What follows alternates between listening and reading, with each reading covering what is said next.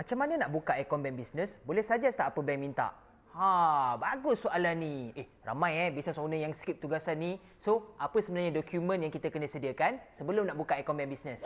Biasanya bank akan minta dokumen basic yang sama. Tapi ada bank yang minta dokumen lebih. Iaitu based on SOP branch tu ataupun background kita sendiri.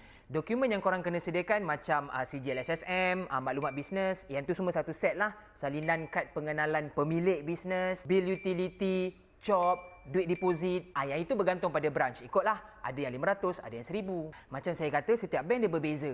Jangan pula nanti kat komen, dekat saya dia tak minta pun.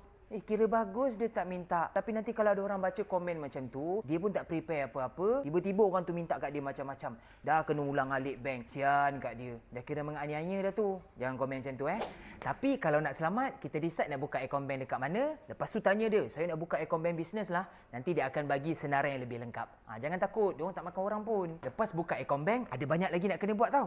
Dah habis baca ke belum buku ni?